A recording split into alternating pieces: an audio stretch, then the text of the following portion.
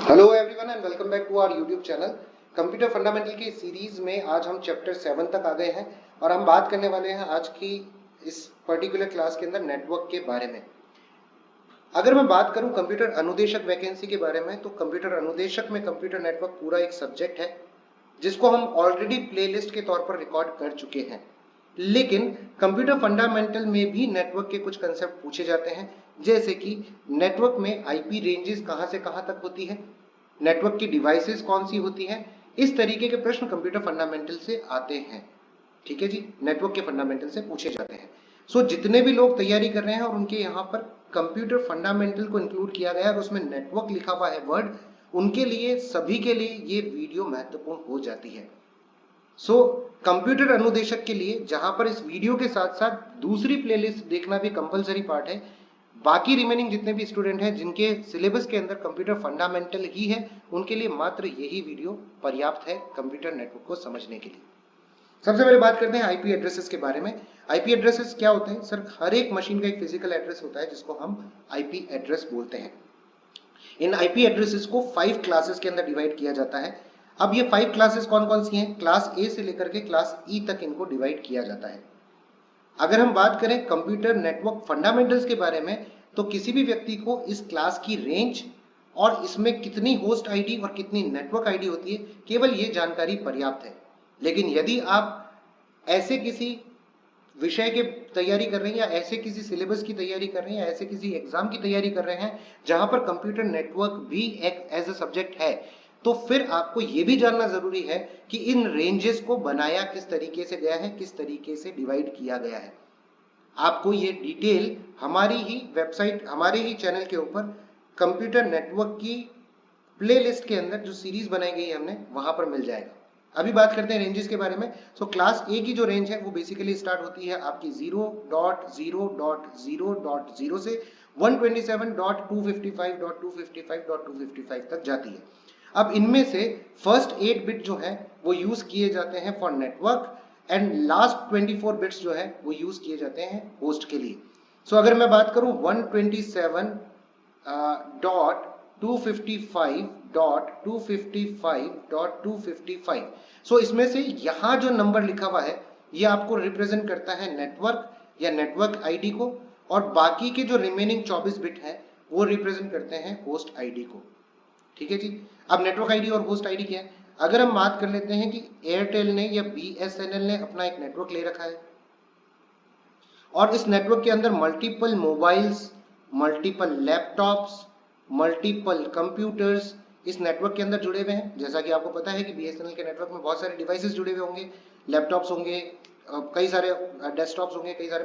तो ये नेटवर्क की जो आईडी है that is called as network ID, और इसमें जितने भी डिवाइसेस कनेक्ट हुए हुए हैं इनकी जो आईडी है वो कहलाएगी आपकी होस्ट आईडी। इसका मतलब यहां पर टोटल मिलाकर के 0 से 127 नेटवर्क आपके पास है, क्योंकि यहां पे स्टार्ट हो रहा है 0, यहां पर आ रहा है 127। 0 से लेकर के 127 नेटवर्क आपके पास है और होस्ट आईडी हर एक के साथ 0000 से लेकर के 25 25 225 225 225 तक चलेगी। ठीक है जी। ये हो गया हमारे पास क्लास ए के बारे में। क्लास बी के बारे में बात करें तो 127 पे हमने कंप्लीट किया था। 128.0.0.0 यहां से स्टार्ट होती है हमारी क्लास बी की आईपी एड्रेस और जाती है 191.255.255.255 के पास। अगर इसमें बात करें हम तो 16 बिट जो है वो तो होती है आपकी नेटवर्क आईडी और बाकी की रिमेनिंग 16 बिट जो होती है वो आपकी हो जाती है होस्ट आईडी। लगभग बराबर हमने दोनों को दे रखे हैं। क्लास सी के बारे में बात करें तो स्टार्ट होती है 192.0.0.0 से और जाती है 223.255.255.255 तक, इन विच फर्स्ट 24 बिट्स यहां पर उल्टा है। जैसे क्लास ए के अंदर था कि फर्स्ट 8 बिट यूज कर रहे थे, यहां पर फर्स्ट 24 बिट नेटवर्क आईडी के तौर पर इस्तेमाल की जाती है और बाकी जो है वो होस्ट आईडी के तौर पर इस्तेमाल की जाती है। क्लास डी के अंदर बात करें तो इसको मल्टीकास्टिंग के लिए यूज किया जाता है और ये आ जाती है 224 से लेकर के 239.255.255.255 तक, इसको मल्टी कास्टिंग के लिए इस्तेमाल किया जाता है। क्लास ई को रिजर्व रखा गया है फॉर फ्यूचर यूज, जो कि 224.0.0 से स्टार्ट होकर के 255.255.255 जो कि हाईएस्ट नंबर हो सकता है इस सीरीज का, उस तक जाती है। ठीक है। अब नेक्स्ट बात करते हैं हम आईपी एड्रेसेस के बारे में। तो IPv4 एड्रेसेस जो होते हैं वो बेसिकली 32 बिट एड्रेसिंग सिस्टम का काम में लेते हैं। जैसा कि आप देख रहे हो यहाँ पर 8 बिट्स हैं, यहाँ पर 8 बिट्स हैं, यहाँ पर 8 बिट्स है और यहाँ पर 8 बिट्स है। अगर आप इन सभी को प्लस कर लोगे तो यू विल फाइंड आउट कि ये 32 बिट्स होंगी। सो बेसिकली IPv4 जो है वो 32 बिट एड्रेसिंग को यूज करती है, जबकि IPv6 जो है वो 128 बिट एड्रेसिंग सिस्टम का इस्तेमाल करती है। ये भी परीक्षा की दृष्टि से काफी महत्वपूर्ण हो जाता है। नेक्स्ट हम बात करते हैं इंटरनेट डिवाइसेस के बारे में। हमारे पास कुछ इंटरनेट डिवाइसेस हैं जिनके बारे में बात कर लेते हैं। एक होता है हमारे पास रिपीटर, एक होता है हमारे पास हब, एक होता है हमारे पास स्विच, एक होता है हमारे पास ब्रिज और एक होता है हमारे पास राउटर। ये अलग अलग डिवाइसेस क्या काम करते हैं इनके बारे में डिटेल में चर्चा करें। रिपीटर जो होता है वो रीजनरेट करता है वीक हुए सिग्नल्स को और उनको रिट्रांसमिट कर देता है फॉर लॉन्गर डिस्टेंस। अगर मैं एक नेटवर्क से दूसरे नेटवर्क पर डेटा भेज रहा हूं और इनके बीच में डिफरेंस बहुत ज्यादा है, डिस्टेंस बहुत ज्यादा है, अगर डिस्टेंस बहुत ज्यादा है तो क्या होगा सर, जैसे जैसे मेरा सिग्नल आगे की तरफ ट्रांसमिट होना स्टार्ट होगा, सिग्नल वीक होना स्टार्ट हो जाएगा। ठीक है जी, सिग्नल वीक होना स्टार्ट होगा। अब सिग्नल अगर वीक होगा तो क्या करना पड़ेगा सर, बीच में हम रिपीटर डिवाइस लगा देंगे। ये इसको वीक सिग्नल को सबसे पहले रीजनरेट करेगा, वापस से जनरेट करेगा और फिर आगे की तरफ ट्रांसमिट कर देगा। तो रिपीटर्स का बेसिकली ये काम होता है।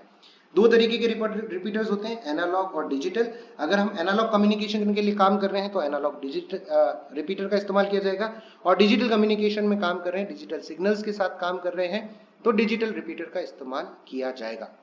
नेक्स्ट आता है हमारे पास hub. Hub connects multiple devices in a network and broadcast data to all connected port. ठीक है जी, इससे पहले कि हम इसको यहाँ पर समझें, मैं एक डायग्राम आपको यहाँ पर दिखा देता हूँ। सो ए जो है वो एक सेंडर है और फॉर से एग्जांपल रिसीवर जो है वो हमारे पास है सी। तो इसने क्या किया है, इस हब में 4 डिवाइसेस को एक साथ कनेक्ट कर रखा है। जब सेंडर ए एक डेटा भेजता है यहां से, तो यहां से जो डेटा भेजा जाता है वो डेटा सिर्फ सी को ट्रांसमिट करने के बजाय सभी डिवाइसेस को ट्रांसमिट कर दिया जाता है। सो हब बिना ये जाने कि किसको डेटा देना है, वो जितने भी कनेक्टेड डिवाइसेस हैं उन सभी को डिवाइसेस को डेटा दे देता है।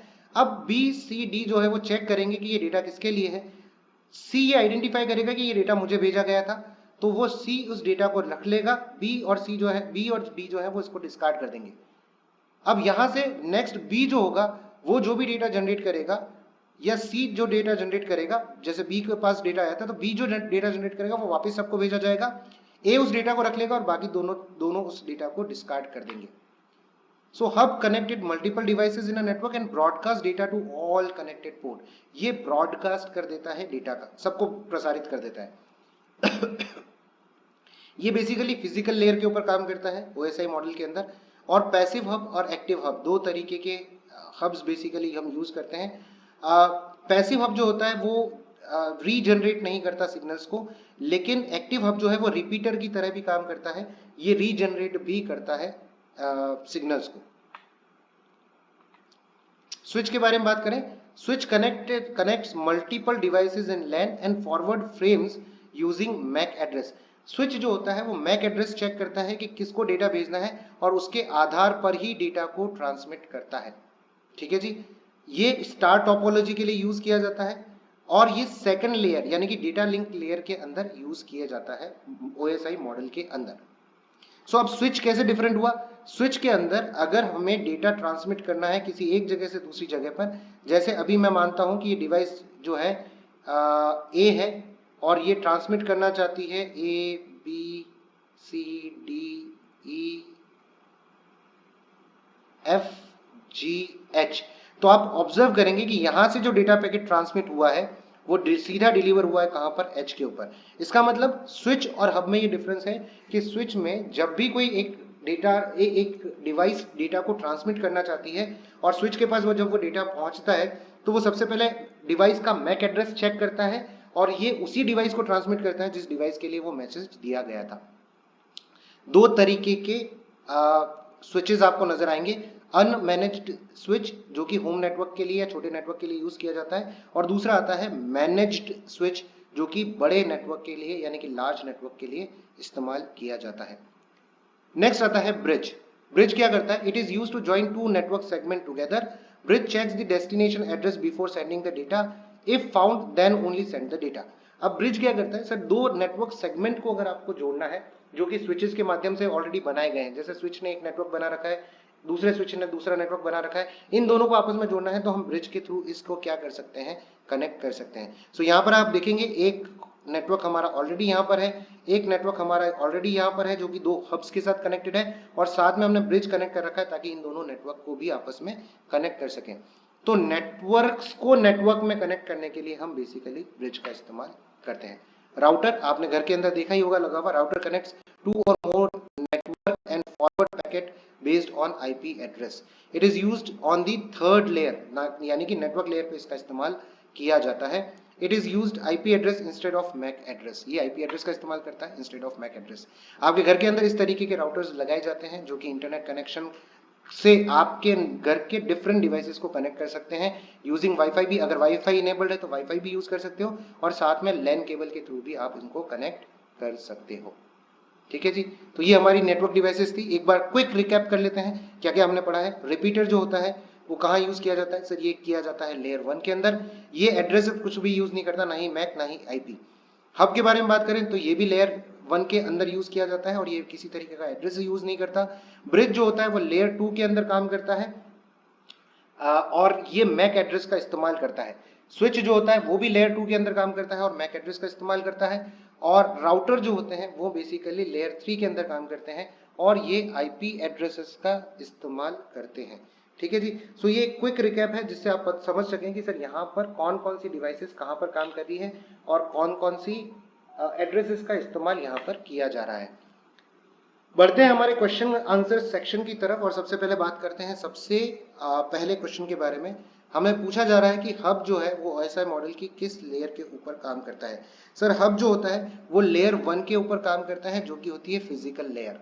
ठीक है जी, सो ये फिजिकल लेयर के ऊपर बेसिकली काम करता है। स्विच डेटा को किस एड्रेस की सहायता से डिवाइस तक पहुंचाता है। हमने देखा था स्विच जो होता है वो और ब्रिज जो होता है वो मैक एड्रेस का इस्तेमाल करता है, जबकि राउटर जो होते हैं वो आईपी एड्रेसेस का इस्तेमाल करते हैं। तो मैक एड्रेस हमारा करेक्ट ऑप्शन हो जाता है। राउटर OSI मॉडल की किस लेयर पर काम करता है। सर ये सेकंड लेयर के ऊपर काम करता है। राउटर जो होता है वो थर्ड लेयर के ऊपर काम करता है और थर्ड लेयर जो होती है वो हमारी होती है नेटवर्क लेयर। ठीक है जी, तो नेटवर्क लेयर के ऊपर बेसिकली ये काम करता है। नेक्स्ट हम बात करते हैं क्लास डी आईपी एड्रेस का उपयोग किसके लिए किया जाता है। सर मल्टीकास्टिंग के लिए टाइप डी का उपयोग किया जाता है। IPv4 एड्रेसिंग सिस्टम कितने बिट का होता है। सर IPv4 जो होता है वो 32 बिट का होता है। IPv6 जो होता है वो 128 बिट का होता है। IPv6 एड्रेसिंग सिस्टम कितने बिट का होता है, जहां पर पूछा गया है 128 बिट का एड्रेसिंग सिस्टम होता है। निम्न में से कौन सा डिवाइस कमजोर सिग्नल को पुनः उत्पन्न यानी कि रीजनरेट करता है। सर आपका रिपीटर जो है वो जो वीक सिग्नल्स होते हैं उनको रीजनरेट करके वापस से ट्रांसमिट करने का काम करता है। हब की मुख्य रूप से क्या विशेषता होती है या क्या इंपॉर्टेंस है। मैक एड्रेस टेबल रखता है, नहीं। डेटा को केवल गंतव्य डिवाइस तक भेजता है, नहीं। ये काम स्विच का है। डेटा को सभी पोर्ट्स पर ब्रॉडकास्ट करने का काम बेसिकली हब करता है। राउटर डेटा पैकेट्स को फॉरवर्ड करने के लिए किसका उपयोग करता है।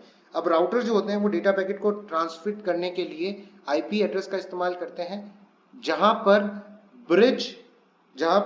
ब्रिज और स्विच मैक एड्रेस का इस्तेमाल करते हैं, वहीं पर राउटर जो होते हैं वो बेसिकली आईपी एड्रेसेस का इस्तेमाल करते हैं। क्लास सी आईपी एड्रेस में नेटवर्क आईडी के लिए कितने बिट्स का उपयोग किया जाता है। सर क्लास ए के अंदर एनआईडी जो होती है वो होती है 8। क्लास बी के अंदर एनआईडी जो होती है वो बढ़कर के हो जाती है 16 और क्लास सी के अंदर एनआईडी जो है वो बढ़कर के हो जाती है 24, यानी कि 24 जो है वो हमारा करेक्ट आंसर हो जाता है। सो आई होप ये वीडियो आपको पसंद आया होगा। अगर ये वीडियो आपको पसंद आया है तो डेफिनेटली इसको लाइक कर दीजिए। अपने जितने भी मित्र जो कि तैयारी कर रहे हैं गवर्नमेंट एग्जाम की उनसे शेयर कर दीजिए और इस चैनल को सब्सक्राइब जरूर कर लीजिए ताकि कोई भी वीडियो आपसे मिस ना हो। नई वीडियो में जल्दी आपसे मुलाकात होगी, तब तक के लिए अपना ख्याल रखिएगा। धन्यवाद।